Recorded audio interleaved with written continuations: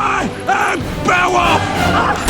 So let me ask you something. Did Beowulf somehow make the Odyssey look safe? Because Odysseus spent 10 years desperately trying to get home. Beowulf arrives at somebody else's nightmare and basically says, right, where are the monsters? Let's go. And I'll be honest with you, this film is ridiculous, but it's also much smarter than I remembered. This is the 2027 animated Beowulf, and if you haven't watched it, there we go. And if you haven't watched it since it came out, you probably remember three things. One, the strange digital faces.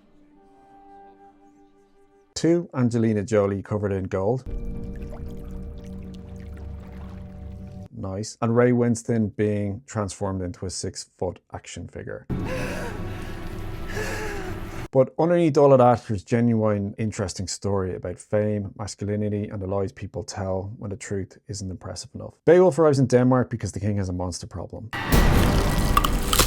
Grendel keeps attacking his mead hall, killing warriors, and generally destroying the buzz. Every time somebody tries to have a drink, we all know people like that, right? Now, a normal person might look at this enormous screaming creature and think, I'm going to need a weapon. Beowulf thinks, I'm going to need an audience. And you're here to save ours, that's right.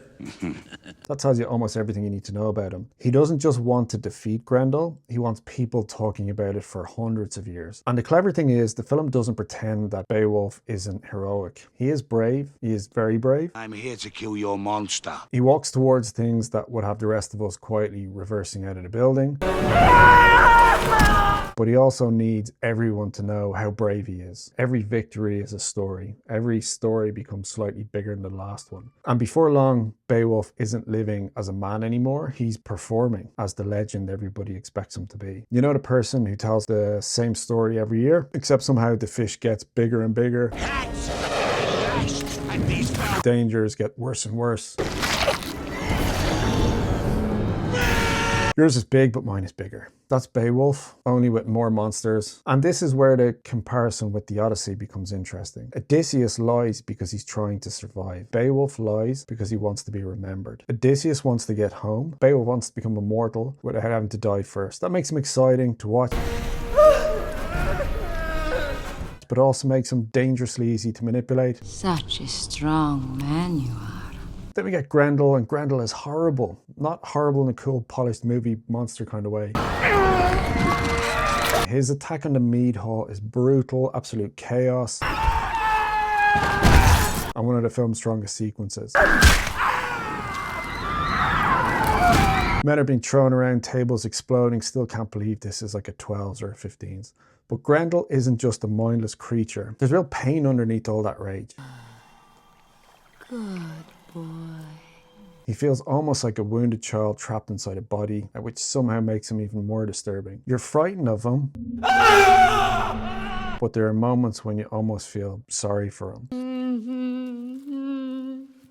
And that gives the film more depth than I guess I expected on the recent rewatch. The monsters here aren't random obstacles waiting for a hero. They exist because somebody made a really bad, terrible decision, buried the truth and hoped the problem would just disappear. And then Grendel's mother arrives. Angelina Jolie plays her less like a monster and more like a dangerous contract negotiator.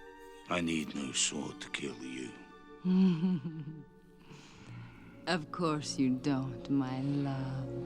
She doesn't need to overpower Beowulf, she just offers him exactly what he already wants. Power, kingdom, legacy, the promise that everyone will remember him. And Beowulf is so focused on the reward that he completely ignores the catastrophic small print he's signing up to here. I shall make you the greatest king that ever lived. That's when the film really clicks into gear for me, because this isn't actually a story about whether Beowulf is strong enough to defeat a monster. We already know that he is. The film is about whether he's strong enough to resist becoming the person everyone thinks he is. And the answer is much more complicated. Now, we have to talk about the animation. Sometimes this film looks great. The landscapes are huge. The lighting is suitably dark. The action has real weight and scale. And when the dragon finally arrives, the film still looks great.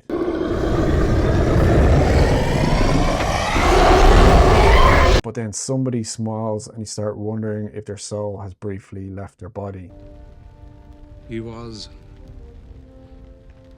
It's just a blank gaze. The faces haven't aged well at all. There are moments when people are having an emotional conversation, but both of them look like they're staring at something behind you. It creates a distance between you and the movie, and that's frustrating because the actors are genuinely doing a good job. Ray Winstone gives Beowulf big confidence. Anthony Hopkins made Hrothgar feel like a man who has spent years drinking because sobriety might force him to remember some of the things that he did. And Crispin Glover makes Grendel genuinely upsetting. The shriek is horrific.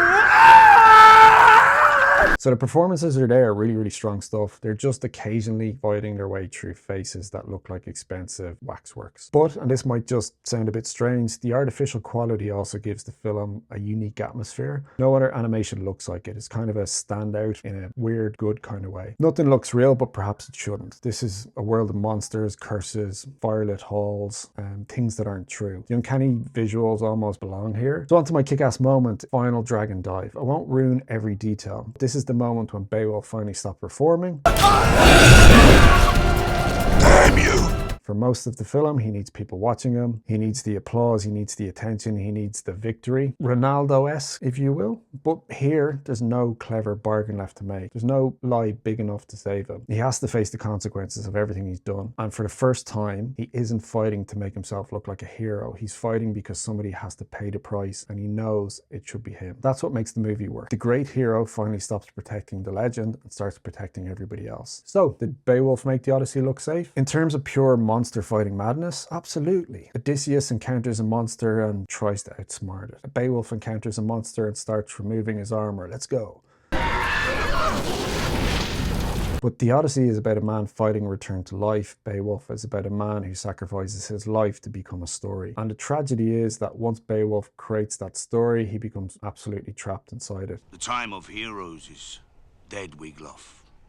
So let's score it. Story, let's give it an 8 out of 10. It takes an ancient legend, turns it into a compelling story about ego, deception, and its consequences. Visually, it's 7 out of 10. It's great, just can't get over the eyes and the digital faces. Don't understand what went wrong there, but it did. Performances, let's go 8 out of 10. There's really strong work, even when the technology gets between, I guess, the acting and the audience. Atmosphere, it's really good. Fire, smoke, gold, violence, dread, threat. It's a 9 out of 10. And most importantly, rewatchability, 7 out of 10. It's flawed, strange, but it's ambitious, entertaining. It's a one of one. We probably won't see something like this built again based on the budget. This gives Beowulf a 39 out of 50. Hasn't aged perfectly. At times it looks like an expensive medieval video game, but it has real ideas, personality, and far more going on beneath the surface than its reputation suggests. So yes, Beowulf still kicks ass, even if some of those digital eyes are terrifying. But what do you think? Is Beowulf a genuine hero or just a brilliant liar who finally did something heroic? Let me know in the comments, and if you like this type of thing and want me to tell my wife that this might just actually work, feel free to hit that sub button. Thank you. Until the next one. Cheers.